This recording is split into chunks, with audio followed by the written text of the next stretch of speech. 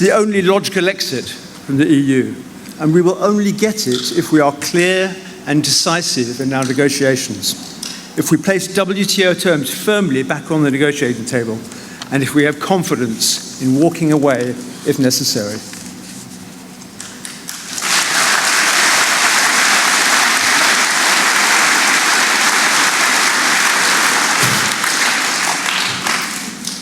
But it seems the Labour Party and a few Tory defectors would like a second referendum. A people's vote, they called it. And then when it was pointed out to them that actually we'd already had a people's vote, they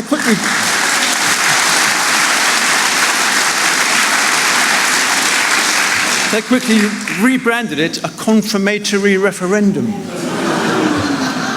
And I tried to remember, when did we last have a confirmatory general election?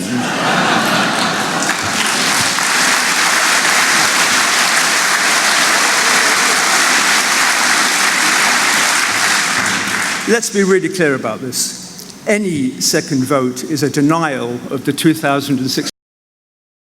A word on democracy before I finish. Our democracy has been made possible by sacrifice. The sacrifice of the Manchester mill workers, of the suffragettes, people that fought for their right to vote, by members of our own families who put their lives on the line and sometimes gave their lives to defend our status as a free, democratic country.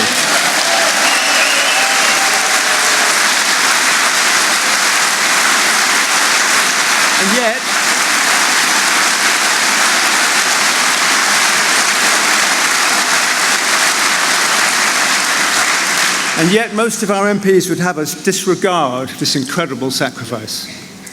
Are we going to let them get away with this? No. I've had enough. That's why I'm standing as a candidate for the Brexit Party, because the time has come to change politics. To stand up to those who would look down on us, to deny us our voice. We cannot allow that to happen. So like my fellow candidates, I will ask that you turn out on the 23rd of May to vote for the Brexit Party. But I'm also going to ask something more of you. Would you please take this message of confidence away from here to your friends, your families, your work colleagues, and tell them that if they want change, they need to make it happen by coming out and voting for the Brexit Party on May the 23rd. Together, we will stand up for democracy, and together, we will change politics for good. Thank you very much.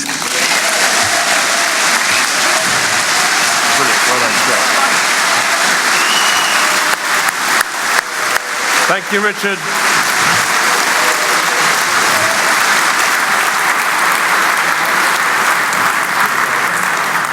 It takes a lot of courage to stand up and put your head above the parapet, as Richard and the other candidates have done. But of course, we all know that our final speaker this afternoon has, of course, shown the greatest courage of all.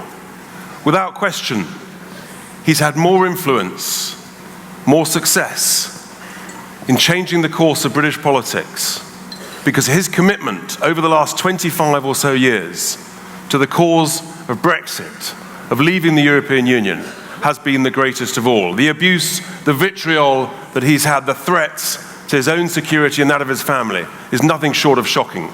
But he has stood with it. And the good news is, ladies and gentlemen, I've had him in training recently. So he's on the best form ever. Before we welcome him to the stage, let's just remind ourselves of him in action on the screen. We have a parliament that is now completely out of touch with our country. I think politics is broken. Our task and our mission is to change politics for good.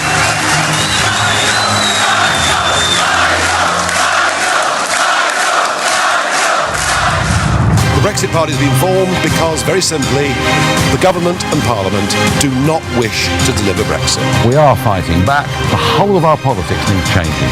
The two-party system doesn't work anymore. If they thought we were going to give up, they've got another think coming. This country needs the Brexit Party, and the Brexit Party needs you. Thank you. Please welcome to the stage, Nigel Farage.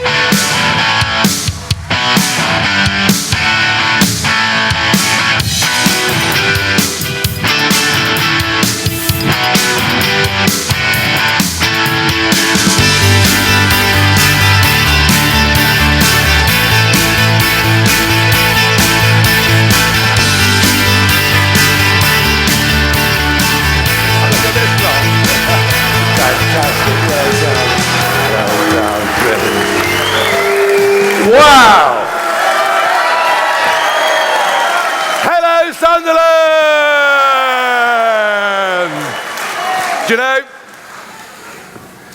after a quarter of a century campaigning and thinking for much of that time, I would probably end up as the patron saint of lost causes. Along came the 23rd of June, 2016. That referendum that I'd pressured the establishment so much into giving. And I got to tell you, when the polls closed at 10 o'clock, I sunk into a sense of gloom. I prepared myself for the worst. I'd given the best part of my adult life to fighting for what was going to be this one and only chance to win back the independence, self-government, and can I say pride in this country.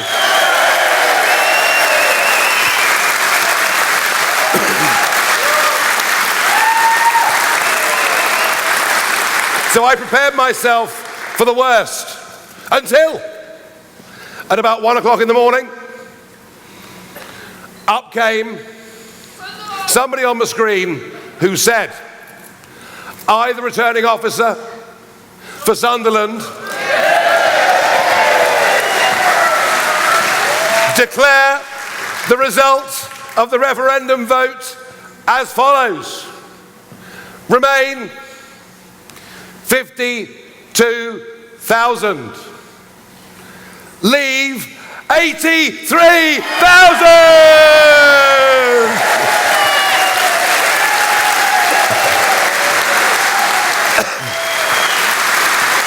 I mean, wow, amazing.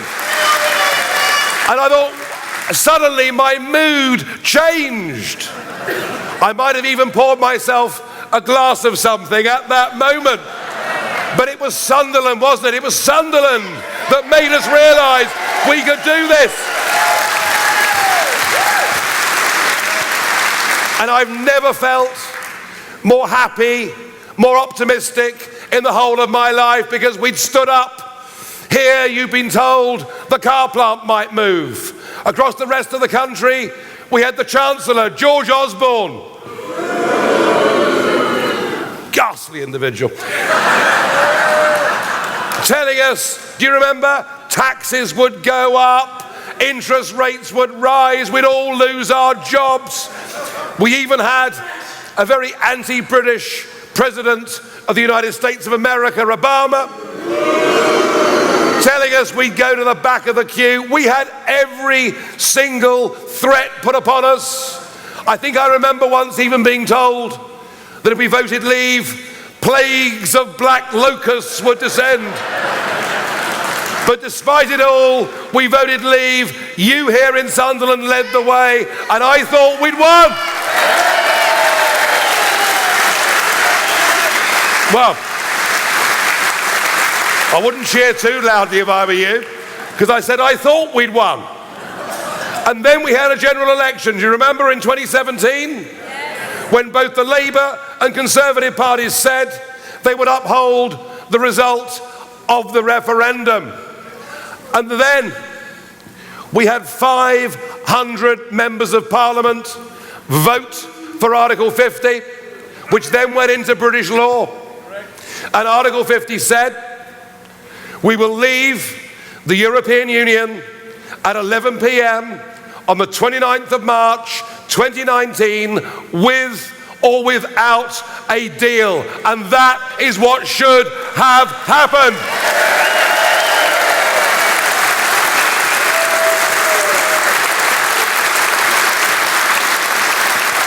But it hasn't happened. It hasn't happened partly because of a dishonest, duplicitous, and utterly useless Prime Minister in Theresa May. No question, she is the worst Prime Minister in the history of this country, bar none. Terrible. And what she's done, she's presented us with what she calls her deal. Her deal is a new European treaty. A treaty that will cost us, for reasons I've yet to understand, £39 billion. A treaty that may well leave us trapped inside the EU's customs union in perpetuity. This treaty that she wants to put through is more like a surrender document of a nation that has been defeated in war.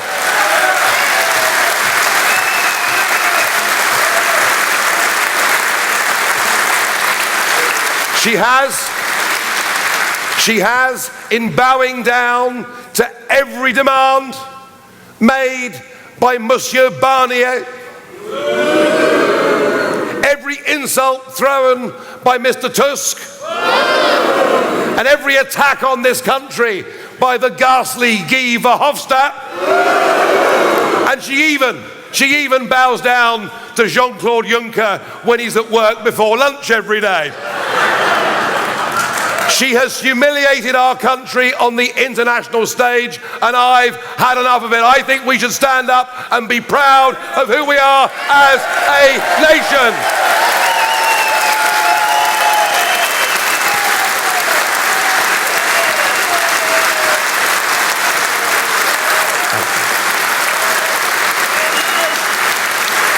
But it isn't just the Conservative Party that have betrayed the country over Brexit. The Labour Party have played as big a role. Just look here in the northeast at the way the Labour Party, the London-led Labour Party, have treated you. Over the years, they've sent up people like David Miliband to the Shields, Peter Mandelson to Hartlepool, before he went off to become a European Commissioner. And now we find in Sunderland and in seat after seat across the northeast held by the Labour Party that despite the fact in nearly every constituency in the northeast of England you sensibly voted leave, those MPs don't want to leave. Those MPs want to remain. Those MPs want to force you to voting into a second referendum. And worst of all, those MPs look down upon you. They think you're morons. They tell you you didn't know what you voted for. And can I say on your behalf and on behalf of Leavers across all of the United Kingdom, the hell with you. We knew what we were voting for.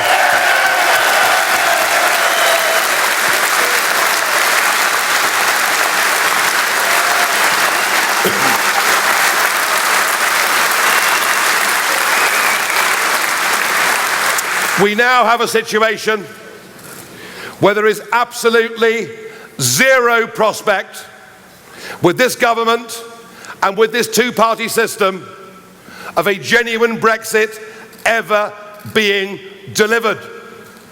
And I thought to myself over the last few months of last year, am I, after 25 years of campaigning, going to allow myself and the 17.4 million to be rolled over by this political class who think they can disrespect our vote, break their promises without there being any consequences? Am I going to do nothing about it, or am I going to stand up?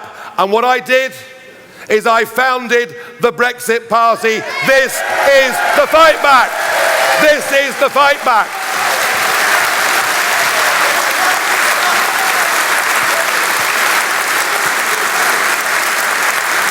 But this fight back now is about more than just leaving the European Union. And by the way, our enemies aren't in Brussels. They want the United States of Europe. They want their European army, but at least they tell the truth about it.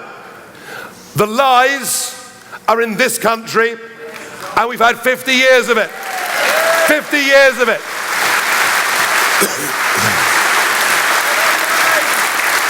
In that last referendum of 1975, my parents' generation voted for a common market. They were told that's all it was, and yet it became political union. We've had 50 years of lies imposed upon us by our politicians, and the problem, folks, is this. Our leaders simply don't believe that we are big enough, that we are strong enough, that we are good enough to govern our own country, to stand on our own 2 feet, and to choose our own future and make our own way in the world. And you know something? I think the people of this country believe that we are good enough, and they believe in Britain.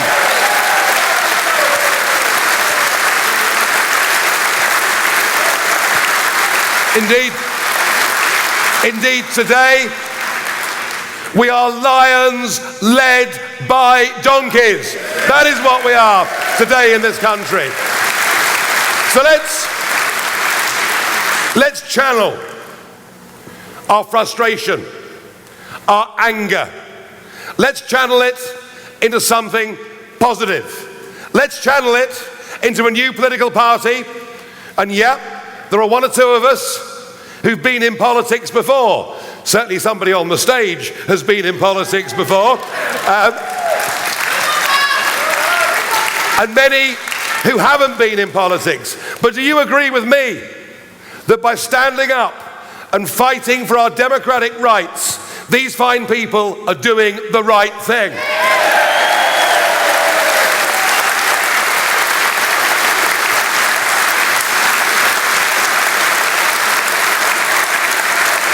So this is a positive political movement. What I'm saying to you today is that this is about more than Brexit. This is about whether we are a democratic country. It's about how the rest of the world sees us. This is about what we want to hand on to our children and grandchildren. It's about respecting the legacy of the massive sacrifices made so that we could be a free and democratic country.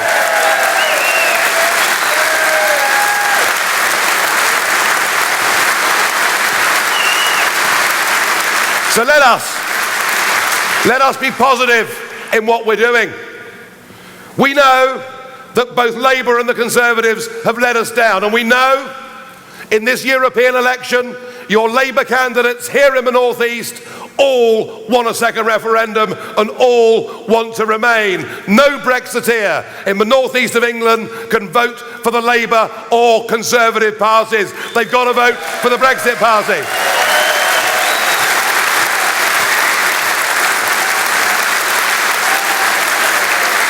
And to show you the new positive tone, the different new politics that we in the Brexit Party intend to bring to this country, I'm going to give you a sneak preview of our party election broadcast, which is not going to be shown on television until next week. And due to the marvels of modern science and my confidence that the engineers will not make me look completely stupid, have a look at the Brexit Party election broadcast.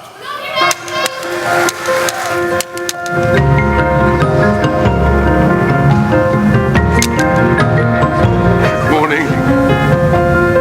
Sorry, I've forgotten that. I'm blonde. Sub my nose off. People gave their lives for the right to vote. To be able to change the things they didn't like. We thought our votes meant something. But we've been let down. We've been betrayed. Our country has been humiliated by politicians. Those who we trusted with our vote. We deserve so much better than this. Politics is broken and our democracy is under threat. Enough is enough. It's time to change politics for good. That's why I'm standing. That's why I am standing. I am standing. I am standing. That's why I'm leading the Brexit Party in the European elections on May the 23rd. It's why I'm standing for the Brexit Party, so my community isn't decimated by politicians who don't listen. And that's why I'm standing for the Brexit Party. Because we deserve better. We deserve politicians we can trust and who deliver on their promises. There is a huge disconnect between the MPs and the people. We have all seen what can happen when people lose faith in democracy. MPs can no longer be trusted to represent the will of the people. They say we didn't know what we voted for. That we're stupid. That we're racist. But we're none of those things. We are ordinary people. Business people. We are brothers. Sisters. Fighters. We are doctors. Entrepreneurs. We are the 17.4 million people Who voted to leave. And we deserve to be heard. We believe that without democracy, we have nothing.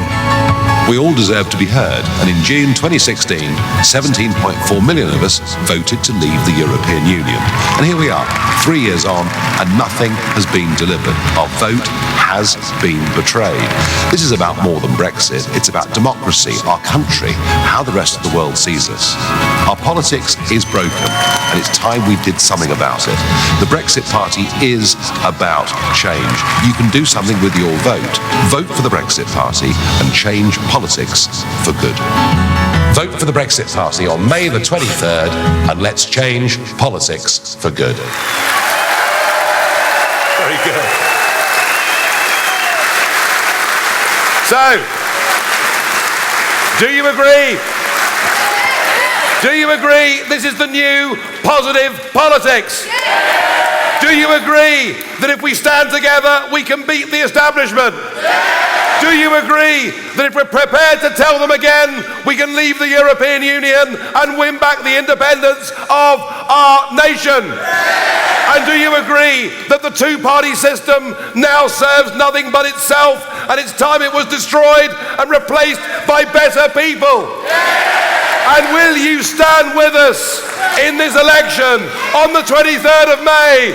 Will you go out and tell your friends and tell your family? Can we here in the Northeast deliver a crushing victory for the Brexit Party, for independence and for democracy? Thank you very much indeed. Thank you.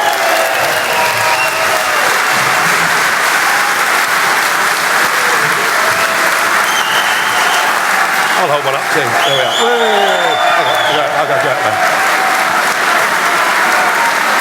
Can we change politics for good? Yes.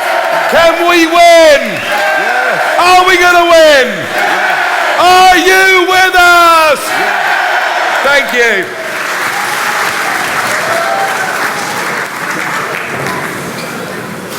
Oh dear, oh dear. I did tell you he was back. And he's been in training, didn't I? I mean, it's just... He's warmed up. I know. We're fired up. And we're going to win, ladies and gentlemen. Now, we've just got time for a few questions. I'll let Nigel get his breath back. Please do. A question for Anne, which is a really important question, actually. It's from Natasha and Alicia from Sunderland. Yes. We're young Brexit supporters. We're always told that only old people voted to leave. Are we young people invisible? You're not invisible, but you don't always make your voice heard. And you know you need to make it heard. Because you know what they're saying on the other side of this argument. They're saying if they wait long enough, all we old folk are going to die off. And then all the young folk are going to vote to remain. Show them they're wrong.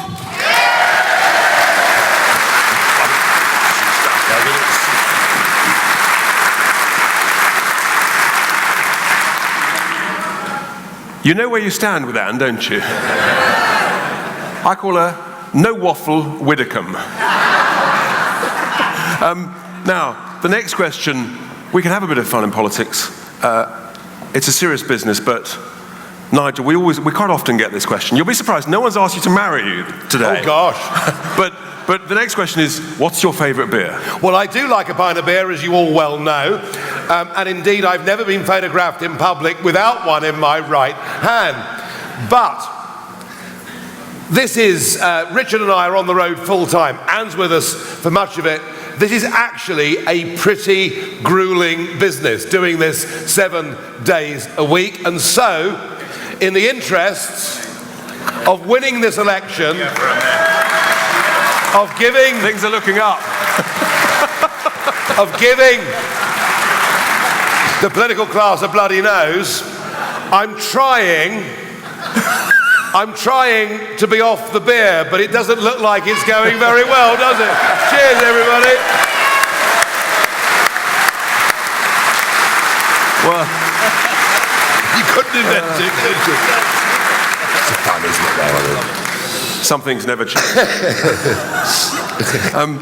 Harry from County Durham, a question for Anne.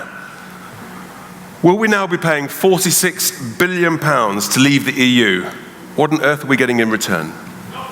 Nothing. What did I tell you? I mean, you couldn't make it up, could you? How anybody could agree to pay billions. Chairman, there is no question now, and for 25 years I'd wanted a free trade deal, but we haven't asked for one. There is no question now that the only way Brexit can be delivered is for us on the 31st of October, the new date, Halloween, trick or treaty, ask yourself that question. There is no way that Brexit can now be delivered unless we leave on WTO terms. A clean Brexit. And we're out. We're out. There'll be no jurisdiction of the European Court of Justice. There'll be no more EU regulations or directives imposed on companies and people in our country. We will get back, and how's this for the northeast of England?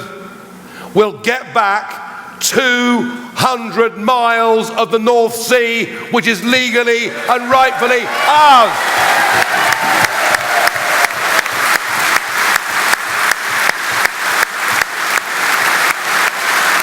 Oh, well, I nearly forgot. They can go whistle Dixie for their 39 billion.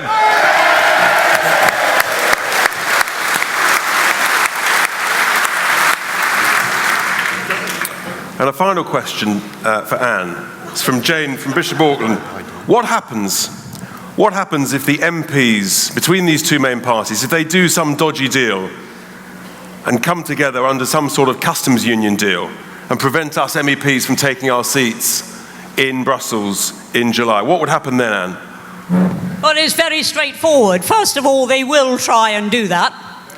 And even if they don't succeed in doing it quickly enough to stop us taking our seats, they will do it as soon as they can thereafter. But do you know, it doesn't matter that we won't be in the EU Parliament. What matters is that if their deal is dodgy and we have not left, then we will make them leave and we will take over Parliament at the next general election.